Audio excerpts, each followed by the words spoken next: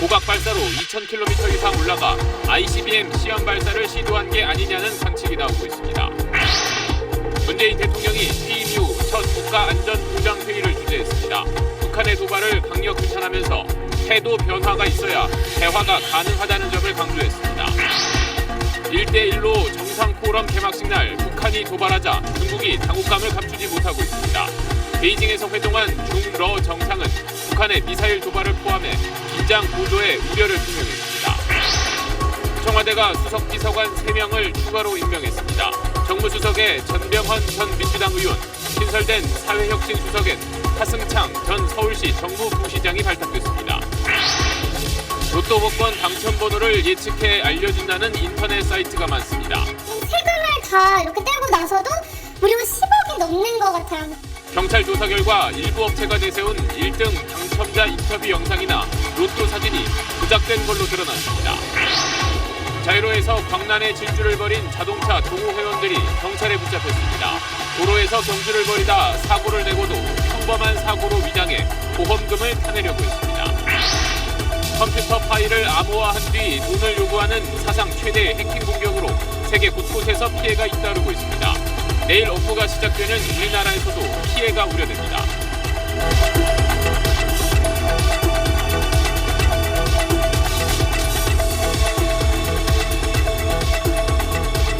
수소, 우주의 75%. 그 무한한 수소로 자동차를 달리게 하다. 현대자동차. 여러분 안녕하십니까? 북한이 오늘 새벽 동해상으로 탄도미사일 한 발을 발사했습니다. 새 정부 출범 이후 나흘 만입니다. 북한의 도발 직후 문재인 대통령은 처음으로 국가안전보장회의 상임위를 소집했습니다. 문 대통령은 북한이 오판하지 않도록 단호히 대응해야 된다고 강조했습니다. 첫 소식 이승재 기자가 보도합니다.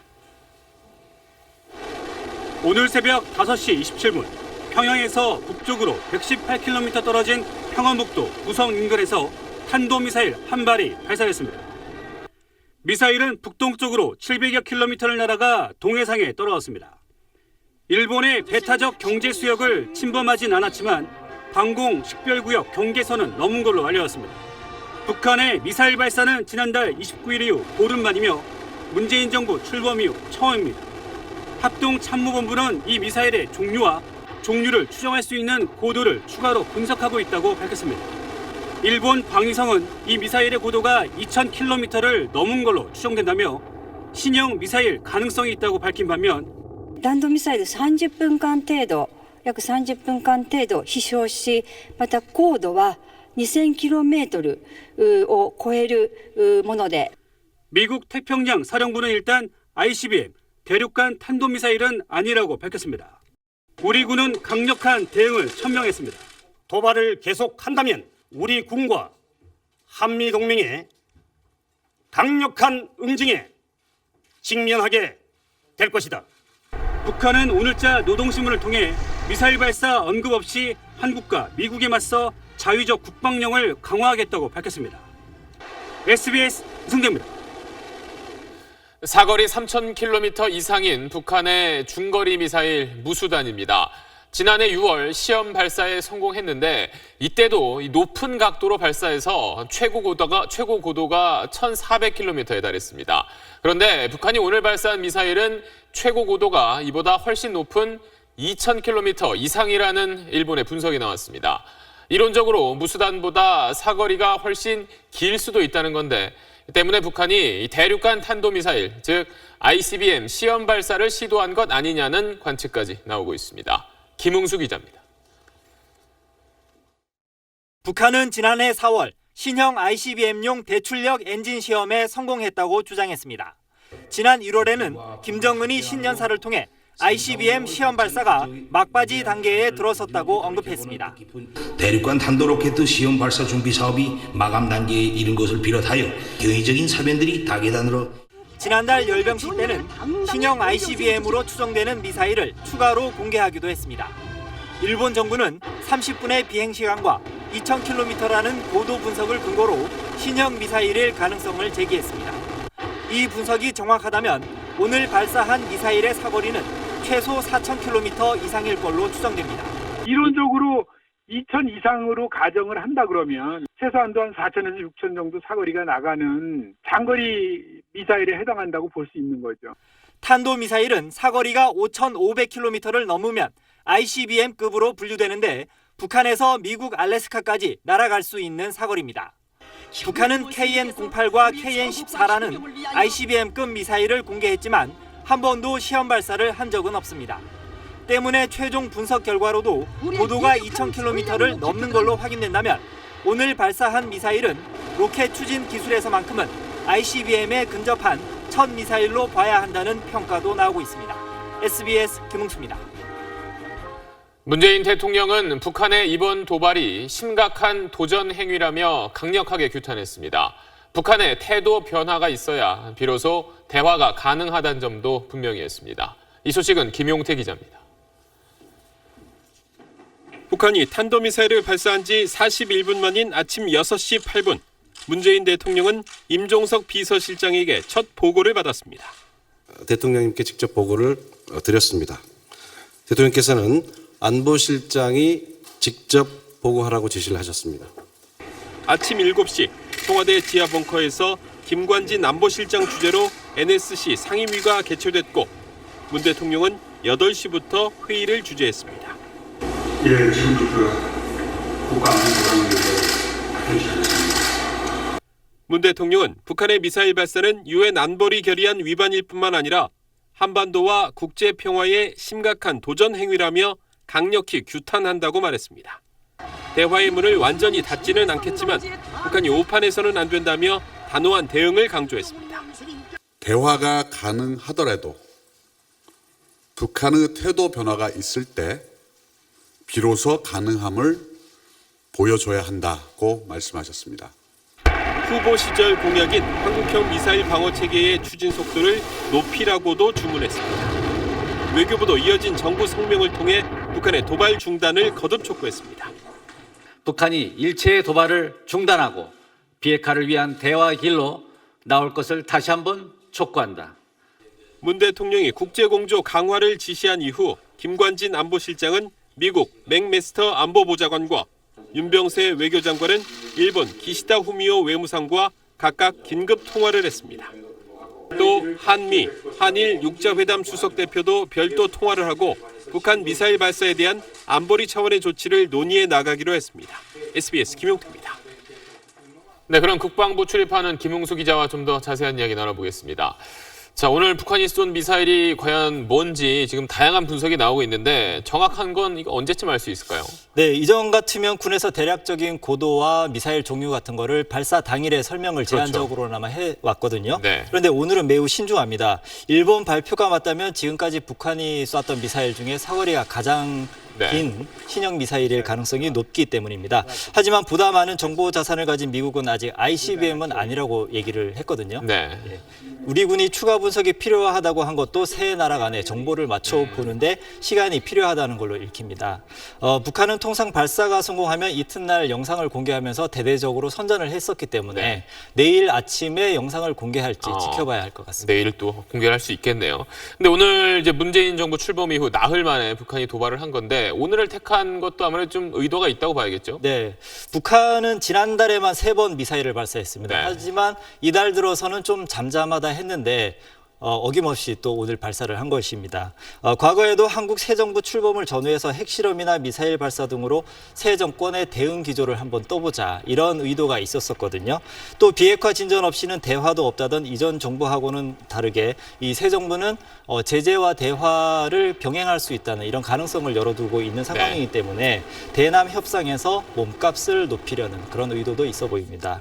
물론 뭐 대외 상황하고는 상관없이 핵과 투발 수단 개발을 계속하겠다는 이른바 마이웨이 전략도 있어 보입니다. 그런데 어제 북한 외무성 최선희 국장이 뭐 여건이 되면 트럼프 정부와도 대화하겠다 이런 발언을 저희가 보도해드렸었는데 오늘 이 도발을 놓고 보면 사실 이 두 가지가 충돌하는 양상인데 앞으로 북미 관계는 좀 어떻게 전개된다고 봐야 할까요? 네. 미국과 비공식 대화를 마치고 평양으로 돌아가던 최선희 국장이 여건이 되면 미국과 대화하겠다. 그랬죠. 이렇게 말한 게 바로 하루 전에 어제거든요. 예, 큰 도발이든 작은 도발이든 간에 어쨌든 이런 대화의 여지에 찬물을 끼얹은 그런 행위인 것만은 분명해 보입니다. 미국은 일단 ICBM은 아니라고 하면서 레드라인은 넘지 않은 것으로 보고 있는데 최종 분석이 중요한 것 같습니다. 미국 백악관은 일단 성명을 통해서 모든 국가가 더 강력한 대북 제재를 이행하는 계기로 삼자 이렇게 강조했습니다. 네, 아까 말했듯이 내일 북한이 뭐라고 주장할지 좀 봐야겠네요. 네, 잘 들었습니다. 네, 오늘 북한의 도발로 가장 당혹스러운 곳은 중국입니다. 중국이 올해 가장 역점을 두고 개최한 국제 정상 포럼 개막식에 맞춰서 북한이 미사일을 쏴서 마치 잔치집에 찬물을 끼얹은 격이 됐기 때문입니다. 베이징에서 편상욱 특파원입니다. 베이징에선 중국이 가장 역점을 둬 추진해온 1대1로 정상 포럼의 개막식이 열렸습니다. 古丝绸之路打开了各国友好交往的新窗口，书写了人类发展进步的新篇章。 29개국 정상과 유엔 사무총장, 130여 개국 대표단이 참석한 잔치가 개막하는 날 북한이 재를 뿌린 격입니다. 일대, 즉 중앙아시아와 유럽을 잇는 육상 실크로드와 일로, 즉 동남아시아와 아프리카, 유럽을 잇는 해상 실크로드로 이뤄진 1대1로 계획은 시진핑 주석이 가장 역점을 둬 추진해온 사업입니다.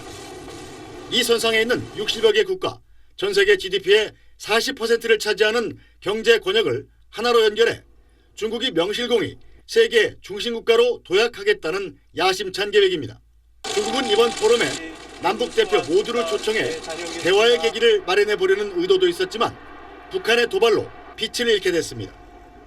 한국 대표단을 이끌고 참석한 박병석 의원은 북한 대표로 참석한 김영재 대외경제상과 포럼 개막식 직전 회의장에서 만났다고 밝혔습니다. 북한의 미사일 발사에 대해서 강력한 비판을 했습니다. 북한의 김 대외경제상은 남북 대화에 대한 기대감을 약간 가지고 있다는 느낌을 받았습니다. 시진핑 중국 국가주석은 포럼에 참석한 푸틴 러시아 대통령과도 만나 한 목소리로 우려를 표시하는 등 불쾌한 기색을 숨기지 않았습니다. 베이징에서 SBS 편상욱입니다. 문재인 대통령이 미국과 중국, 일본, 러시아, 한반도 주변 4강과 유럽에 보낼 특사를 확정했습니다. 새 정부의 외교 정책을 설명하고 정상회담 일정을 조율하는 역할을 맡을 것으로 보입니다. 정유미 기자가 보도합니다. 문재인 대통령은 미국의 홍석현 전 중앙일보 JTBC 회장을 특사로 보내기로 했습니다. 홍 전 회장이 주미 대사를 역임했고 미 조야에 폭넓은 인적 네트워크를 구축하고 있다는 점이 감안됐습니다.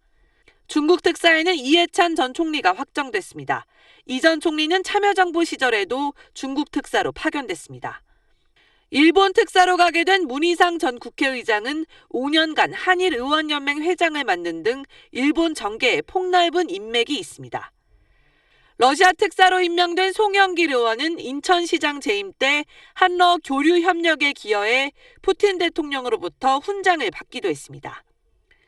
유럽연합과 독일 특사론 조윤재 서강대 국제대학원 교수를 보내기로 했습니다. 주 영국 대사를 역임했습니다. 특사들은 새 정부의 외교 정책을 설명하고 정상회담 일정 등을 조율할 것으로 보입니다. 문재인 대통령의 친서도 전달합니다. 4강에 특사단을 보내는 건 2003년 노무현 전 대통령 때 시작돼 관례로 자리 잡았습니다. 이번 특사는 북핵과 사드, 위안부 문제 같은 현안에 대한 새 정부 입장을 설명하면서 탄핵 정국 이후 외교 공백을 메우는 역할을 하게 됩니다. 특사들은 각각 대표단 4명과 함께 상대 정부와 일정 조율이 끝나는 대로 출국할 예정입니다. SBS 정유미입니다. 청와대가 정무수석에 전병헌 전 민주당 의원을 임명하는 등 수석비서관 3명을 추가 임명했습니다. 정책실장을 포함한 남은 청와대 보좌진 구성도 조만간 마무리될 것으로 보입니다. 보도에 권란 기자입니다. 청와대는 신임 정무수석과 사회혁신수석, 사회수석을 발표했습니다. 정무수석엔 전병헌 전 민주당 의원이 임명됐습니다. 삼선 의원을 지낸 전 수석은 김대중 정부의 정무비서관, 민주당 원내대표와 최고위원을 역임했습니다. 청와대는 국회와 소통하겠다는 대통령의 메시지가 담겼다고 인선 배경을 설명했습니다. 제가 할 역할을 한마디로 이야기하면 차항의 정무입니다. 청와대가 국민뿐만 아니라 국회와의 소통에도 성공할 수 있도록 노력하겠습니다. 신설된 사회혁신수석은 하승창 전 서울시 정무부시장이 임명됐습니다. 하 수석은 경실련 정책실장을 지낸 시민사회활동 분야 대표 인사로 풀뿌리 혁신을 국정에 반영할 적임자란 평가입니다. 여러 가지 자원이나 제도나 법령과 관계된 것들을 고치고 만들어서 그런 일들을 보다 더 시민들이 직접적으로 잘 하실 수 있도록 돕는 일이 아마 사회혁신 수석실의 임무가 될 테고요. 사회수석에 임명된 김수현 세종대 교수는 노무현 정부 때 사회정책비서관, 환경부 차관을 역임한 도시정책 전문가입니다. 이 서민들의 삶이 나아지고 또 국민들이 또 청년들이 희망을 가질 수 있는 그런 정책을 발굴하고 기획하고 조율하는 데 혼신의 힘을 다하겠습니다. 청와대는 정책실장과 경제수석, 일자리수석 등 남은 보좌진 인선을 빠른 시일 안에 마무리해 국정 운영에 속도를 낸다는 방침입니다. SBS 권란입니다. 이낙연 국무총리 후보자가 후보 지명지 처음으로 출근했습니다. 이 후보자는 새 정부의 장관을 누구로 할지 이번 주 중 문재인 대통령과 협의할 수 있을 것으로 내다봤습니다. 전병남 기자입니다. 이낙연 총리 후보자는 오늘 오후 인사청문회 준비를 위해 사무실로 첫 출근했습니다. 이 후보자는 총리의 권한인 장관 제청 문제와 관련해 이번 주 내로 문재인 대통령과 협의할 기회가 있을 거라고 말했습니다. 하지만 협의는 어디까지나 후보자로서 의견 개진 차원이라고 선을 그었습니다. 정식 제청이라기보다는 그것은 정치 행위로서 그럴 수는 있다고 생각합니다. 일부 장관의 내정설에는 자신은 듣지 못했다고 일축했습니다. 여권 내부에서도 새 정부 첫 내각의 면면은 총리 제청과 검증 문제와 맞닿아 있어 공개까지는 다소 시간이 걸릴 거라는 관측이 많습니다. 이 후보자는 총리의 할 일로는 국정과제와 부처 정책이 어긋나지 않고 부처 간에도 혼선이 없도록 하는 거라며 국무조정 기능을 강조했습니다. 아들이 어깨 탈골로 병역을 면제받은 데 대해선 충분한 해명이 있었다고 밝혔습니다. 재산 신고 누락 의혹은 비교적 자세히 해명했습니다. 아버지가 남기신 재산이 무엇이었던가가 처음에 충분히 파악되지 않았었습니다. 그런데 2008년인가 7년인가 하는 무렵에 새로운 재산들이 등록되지 않은 채로 있다는 것을 발견을 그때서 한 겁니다. 인사청문회법에 따라 국회는 오는 31일까지 이 후보자에 대한 청문회 등 인사청문 절차를 마쳐야 합니다. SBS 전병남입니다. 문재인 대통령이 주재한 오늘 국가안전보장회의에는 박근혜 정부 인사들이 대거 참석했습니다. 북핵을 포함한 외교 안보 현안에 대한 대응이 시급한 상황에서 어색한 동거가 이어지고 있는 겁니다. 남승모 기자입니다. 오늘 국가안전보장회의 모습입니다. 문재인 대통령을 중심으로 왼쪽에 홍영표 통일장관과 김관진 국가안보실장, 오른쪽에 윤병세 외교장관, 한민구 국방장관이 앉아 있습니다. 문 대통령이 박근혜 정부의 외교 안보 핵심 인물들과 머리를 맞대고 있는 어색한 모습입니다. 새 정부는 대북 정책 등 외교 안보 분야에서 박근혜 정부와 큰 차이가 있습니다. 새 정부가 인수위 등 준비 기간 없이 출범한 탓에 생긴 일입니다. 새 정부 들어 서훈 국가정보원장 인선 외엔 국가안보실장과 안보실 1, 2차장, 외교, 국방, 통일장관 등 주요 외교안보 인선은 아직 공개되지 않고 있습니다. 청와대 고위 관계자는 외교안보 라인의 중요성을 감안해 신중을 기하고 있다면서 당선 전에 검증 시스템이 없었던 만큼 최소한의 시간이 걸리는 것이라고 설명했습니다. 또 정의용 대사를 단장으로 하는 TF팀이 중요한 외교안보 현안을 챙기며 빈틈없이 대통령을 보좌하고 있다고 강조했습니다. 청와대는 이르면 내일 국가안보실장을 임명할 것으로 알려졌습니다. 김대중, 노무현 정부에서 대북 정책에 관여했던 문정인 연세대 명예교수와 정의용 전 대사 등이 유력하게 거론됩니다. 외교, 통일, 국방장관은 총리 제청과 인사청문회를 거쳐야 해 임명이 한 달 이상 늦어질 수 있다는 관측도 나오고 있습니다. SBS 남승모입니다. 다음 소식입니다. 자유로에서 광란의 질주를 벌인 자동차 동호회 회원들이 경찰에 붙잡혔습니다. 이들은 무서운 속도로 달리다 사고를 내고도 평범한 사고로 위장해 보험금까지 타내려고 했습니다. 이성훈 기자입니다. 경차가 자유로에 진입하자마자 굉음을 내며 속도를 높입니다. 제한 속도의 2배에 달하는 시속 180km로 달리는가 하면 차선 여러 개를 한 번에 넘나드는 속칭 칼치기 운전도 서슴지 않습니다. 무서운 속도로 경주를 벌인 광란의 질주는 차량 한 대가 화물차를 들이받고 나서야 끝났습니다. 사고 났다. 인터넷 자동차 동호회원인 34살 송모 씨 등 2명은 이처럼 경주를 벌이며 과속 난폭 운전을 일삼았습니다. 이들은 경주를 벌이다 사고가 나자 평범한 사고로 위장해 보험금을 신청했다가 경찰에 덜미를 잡혔습니다. 휴게소에서 시뻘건 불길이 타오릅니다. 오늘 새벽 2시 50분쯤 경부고속도로 서울 방향 옥천 휴게소에서 불이 나 40분 만에 진화됐습니다. 손님이 없는 새벽 시간대여서 인명피해는 없었지만 직원 5명이 긴급 대피했습니다. 경찰은 목격자 진술 등을 토대로 화재 원인을 조사하고 있습니다. 소방 헬기가 산악구조용 들것에 실린 등산객을 끌어올립니다. 오늘 오후 1시쯤 북한산에서 50대 남성이 발을 헛디뎌 바위 아래로 추락했습니다. 머리를 다치는 등 중상을 입은 남성은 다행히 생명에는 지장이 없는 것으로 알려졌습니다. SBS 이성훈입니다. 네, 요즘 인터넷에는 로또 당첨 번호를 예측해서 알려준다는 사이트가 수십 개에 달합니다. 일부 업체들은 1등 당첨자 인터뷰 영상과 복권 사진까지 보여주면서 회원들을 모집했는데 경찰 수사 결과 모두 조작된 걸로 드러났습니다. 김정우 기자입니다. 한 로또 번호 예측 사이트에 게시된 동영상입니다. 이 사이트가 제공한 번호로 로또 1등에 당첨됐다는 한 여성이 등장합니다. 알겠습니다. 지금 세금을 다 이렇게 떼고 나서도 무려 10억이 넘는 것 같아요. 이 사이트 덕분에 로또에 당첨됐다는 또 다른 남성도 있습니다. 거래 계약서를 가지고 왔는데 실수령한 게 5,100만 원 조금 넘네요. 하지만 이들 영상은 모두 사실이 아니었습니다. 39살 유모 씨는 지난 2013년 1월부터 10월까지 로또 번호 예측 사이트를 운영하면서 회원 1만여 명으로부터 가입비 49억여 원을 받아챙겼습니다.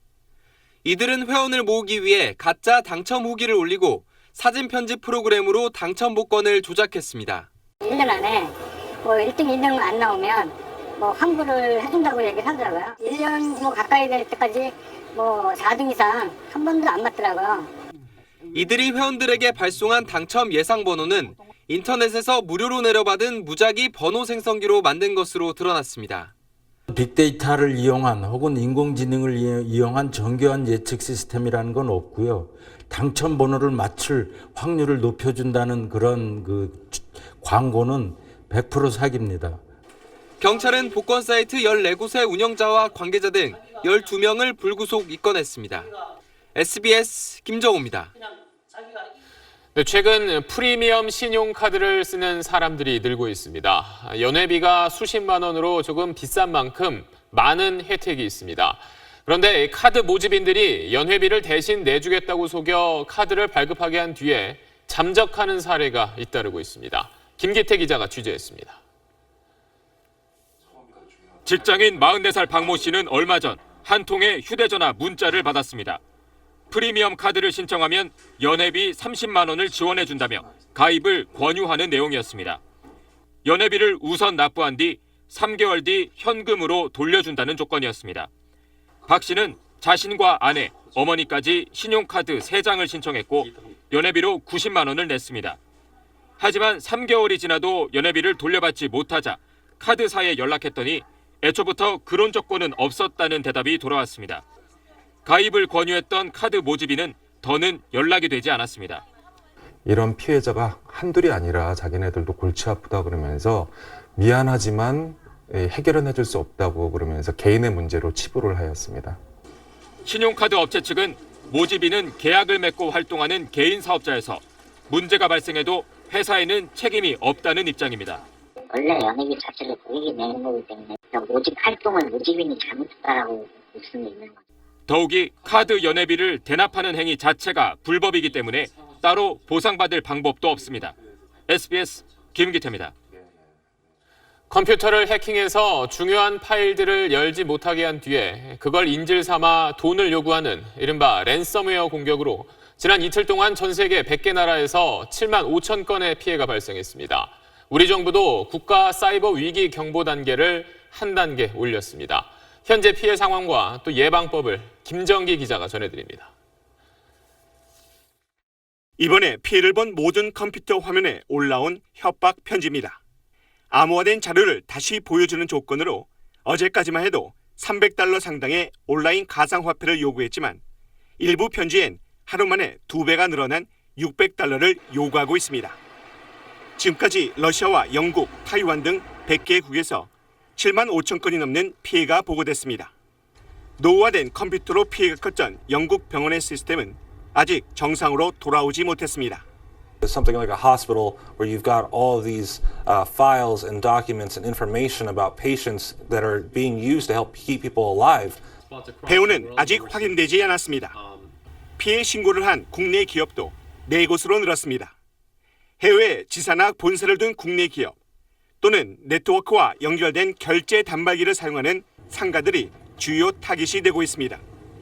우리 정부는 상황이 심각해지자 국가 사이버 위기 경보 단계를 오늘 오후 6시부터 관심에서 주의로 한 단계 상향 조정했습니다. 근무가 본격적으로 시작되는 내일 큰 피해가 우려됨에 따라 출근하자마자 컴퓨터의 보안 패치를 업데이트하는 것이 중요합니다. SBS 김정기입니다.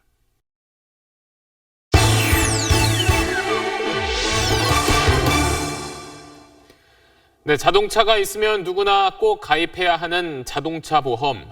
가격 비교 사이트에서 제일 싼 보험 찾아 가입하면 되지 하고 많이들 생각하실 겁니다.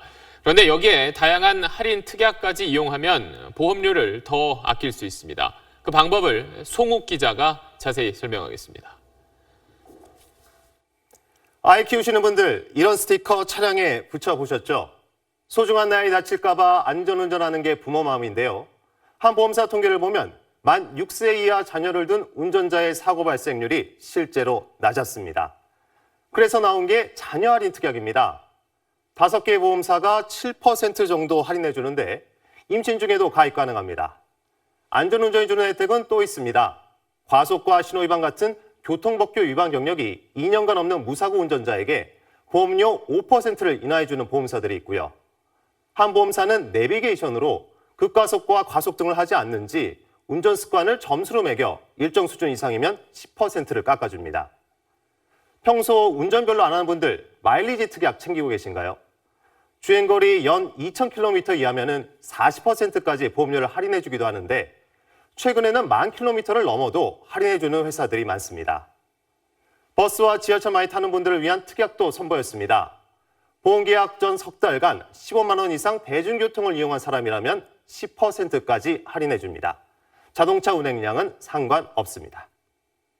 사고와 관련된 다양한 통계들이 쌓이다 보니까 더 우량한 고객을 유치하기 위해서 기존에 있던 할인율을 더 다양화하고 그 할인율을 더 높이는 방식으로 현재 자동차 보험 특약은 각 손해보험사 홈페이지에서 일일이 확인해야 되지만 10월 초부터는 온라인 슈퍼마켓 보험 담화에서 한 번에 확인할 수 있게 됩니다. SBS 송욱입니다.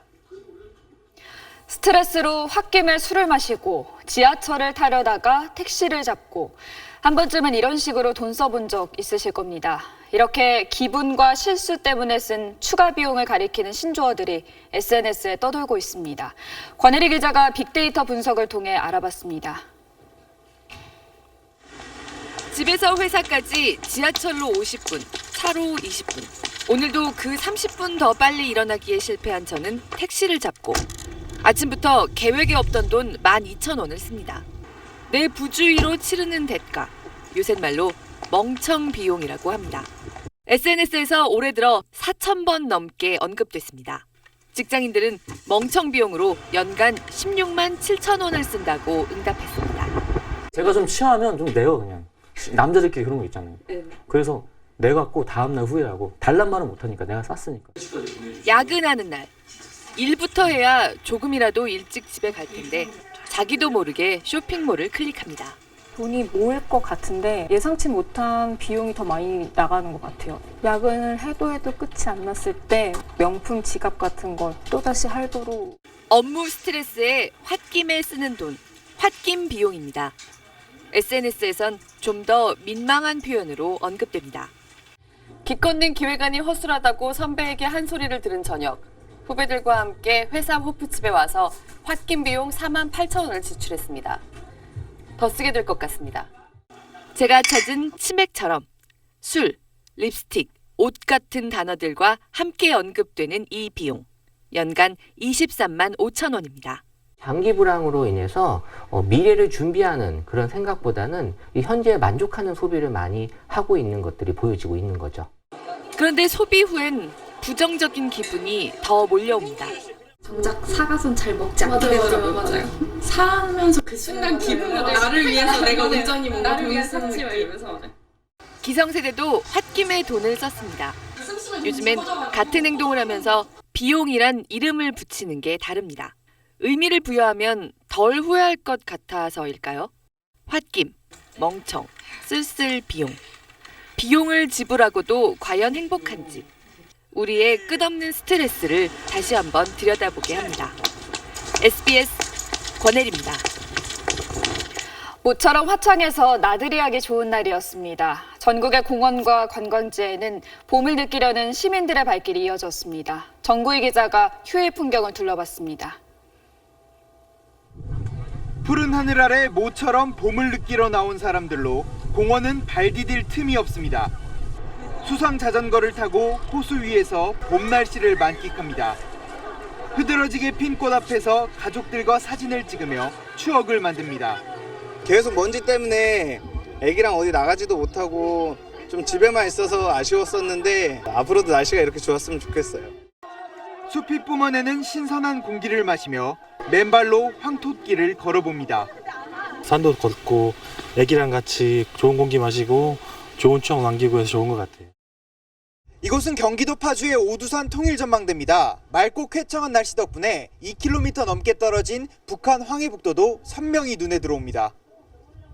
북한 주민이 논밭일을 하는 모습도 보입니다. 서천 앞바다에선 광어와 도미잡이 축제가 열렸습니다. 시원해서 왔는데 물고기도 보고 먹어서 맛있었어요. 포근한 날씨에 서울 여의도 공원에 나온 아이들은 벌써 물놀이를 즐깁니다. 놀이동산도 어린이들 세상입니다. 미세먼지는 조금 많았지만 건강에 더 해롭고 시야를 흐리는 초미세먼지가 크게 줄어 하늘이 깨끗했습니다. 내일은 국외 미세먼지의 영향으로 아침 한때 수도권과 강원 영서, 충청의 미세먼지 농도가 나쁨 수준까지 오를 전망입니다. SBS 정구희입니다. 우리나라에서도 건강을 위해 요가하시는 분들 많죠. 미국에서는 동물들과 함께하는 색다른 요가 프로그램이 뜨고 있습니다. 로스앤젤레스에서 정준영 특파원입니다. 푸른 농장 들판에서 사람들이 요가를 하고 있습니다. 바로 옆에선 귀여운 새끼 염소들이 함께 있습니다. 염소들은 사람들 사이를 이리저리 돌아다니는가 하면 몸 위로 뛰어오르기도 합니다. They're, focusing on themselves, with also all surrounded by nature, and the little goats are running around. 또 다른 농장입니다. 요가 수행자들이 모여 있는 방에 새끼 염소들이 들어가자 모두들 신기하게 염소들을 바라봅니다. If you have a goat on your back, you can stay right in tabletop. 이 농장의 경우 지난달 초부터 새끼 염소들과 함께하는 요가 프로그램을 운영하기 시작했는데 다음 달까지 예약이 꽉 찬 상태입니다. You know, who doesn't love baby goats? There's nothing cuter than a baby goat. Just something about them, their nature. 일부 지역에서는 토끼와 함께하는 요가 프로그램도 생겨났습니다. 동물들과 함께하는 요가가 느는 것은 귀여운 동물들과 행복한 시간을 보내면서 몸뿐만 아니라 마음까지 평화롭게 단련할 수 있기 때문입니다. I left class last week and my face was sore from smiling so much. 새끼 염소나 토끼와 함께하는 요가는 동물들이 사람과 친숙해지는 데도 많은 도움이 된다고 합니다. 로스앤젤레스에서 SBS 정준영입니다. 올해 라면 판매량이 줄었습니다. 대신 데우기만 하면 바로 먹을 수 있는 볶음밥이나 찌개 같은 가정 간편식이 잘 팔리고 있습니다. 한 끼를 먹더라도 제대로 먹자는 소비자들이 늘고 있는 겁니다. 박민아 기자가 취재했습니다. 주부 윤성화 씨는 최근 직접 재료를 사다 요리하기보다 가정 간편식을 이용하는 경우가 늘고 있습니다. 냄비에 넣고 끓이거나 프라이팬에서 데우기만 하면 되고 하나에 4~5천 원 정도로 경제적이기 때문입니다. 제가 재료를 직접 사다가 이제 요리를 해서 보면 남는 재료가 너무 많아지더라고요. 그래서 남는 재료를 이제 나중에 사용할까 하다가도 버리게 되는 경우가 많아지다 보니까 국내 가정 간편식 시장은 지난 2010년 7,700억 원에서 지난해 2조 3천억 원 규모로 급성장했습니다. 이 시장이 커지자 주요 식품업체들이 새로운 공장을 짓고 각종 찌개, 볶음밥, 덮밥 등으로 메뉴를 다양화하면서 경쟁이 치열해지고 있습니다. 판매가 많이 되다 보니까 여러 업체에서 많은 상품들을 신상품을 개발해냈습니다. 그래서 현재는 1,000여 개 정도의 상품을 운영 중에 있습니다. 반면 라면의 인기는 시들합니다. 실제 이 대형마트에서 올 들어 봉지라면의 매출은 지난해보다 14% 이상 줄었습니다. 다른 것도 먹을 거 많고 그러는데 건강 때문에도 그렇고 집에서 잘 라면 안 먹어요. 한 끼를 대신하는 품목이 라면에서 가정 간편식으로 옮겨가는 추세인 겁니다. 다만 일부 간편식은 맛을 내기 위해 한 끼 나트륨 함량이 하루 권장량의 80% 이상인 경우도 있고 영양성분 표시가 제대로 돼 있지 않아 소비자들의 주의가 필요합니다. SBS 박민아입니다. 프로야구 한화의 김태균 선수가 일본의 이치로 선수가 세운 아시아 기록에 한 경기만 남겼다는 소식 어제 전해드렸죠. 오늘 69경기 연속 출루에 성공하면서 이치로 선수의 아시아 기록과 어깨를 나란히 했습니다. 이성훈 기자입니다. 김태균은 LG전 2회 첫 타석부터 깨끗한 중전 안타를 뽑아냈습니다. 지난해 8월 시작한 출루 행진을 69경기째 이어가며 지난 1994년 이치로가 세운 아시아 기록과 타이를 이뤘습니다. 1949년 테드 윌리엄스가 세운 메이저리그 기록 84경기엔 15경기를 남겼습니다. 김태균에게 대기록을 내줬지만 LG 선발 임찬규는 흔들리지 않고 6이닝 1실점 호투를 펼쳤습니다. LG 최은성은 6회 왼쪽 펜스 상단을 때리는 큼지막한 타구를 날린 뒤 한화 좌익수 양성우가 타구의 위치를 잃은 틈을 타 홈까지 파고들어 그라운드 홈런을 기록했습니다. 4대1로 이긴 LG가 2위로 올라서 선두 기아를 한 경기 반 차로 추격했습니다. 기아 에이스 양현종은 SK전에서 7이닝 3실점 호투를 펼쳤지만 타선 지원 부족으로 승리를 따내지 못해 1986년 삼성 김일용의 개막 후 8전 전승의 대기록과 타이를 이루는 데 실패했습니다. SK가 9회 말에 터진 김동엽의 끝내기 홈런에 힘입어 5할 승률에 복귀했습니다. 시즌 초반 부진했던 2년 연속 챔피언 두산은 선발 유이관의 7이닝 무실점 역투와 17안타를 터뜨린 타선의 힘으로 롯데를 꺾고 4연승을 달렸습니다. 넥센은 삼성을, KT는 NC를 각각 눌렀습니다. SBS 이상호입니다. NH투자증권 레이디스 챔피언십 최종 라운드 파5 17번 홀에서 김지영이 20m 거리에서 웨지로 친 네 번째 샷이 굴러굴러 홀로 빨려 들어갑니다. 그린 같은 칩인 버디를 잡은 김지영은 단독 선두를 굳히며 기세를 올렸고 최종 합계 11언더파로 KLPGA에서 첫 우승의 기쁨을 안았습니다. 수영 국가대표 선발전에서 김서영이 이틀 연속 한국 신기록을 세웠습니다. 어제 여자 개인 혼영 400m에서 한국 기록을 작성한 데 이어 오늘은 배영 200m에서 2분 11초 12로 종전 기록을 0.04초 앞당겼습니다. SBS 하성룡입니다.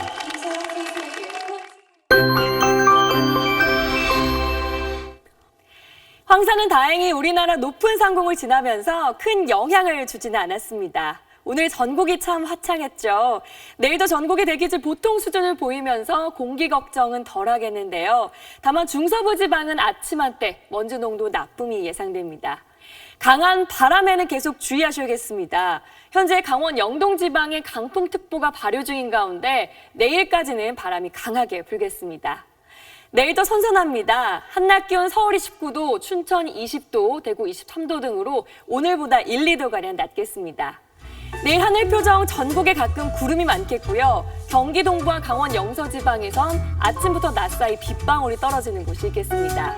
남부 지방에선 광주, 대구 한낮 기온 23도로 오늘과 비슷하거나 조금 낮겠습니다.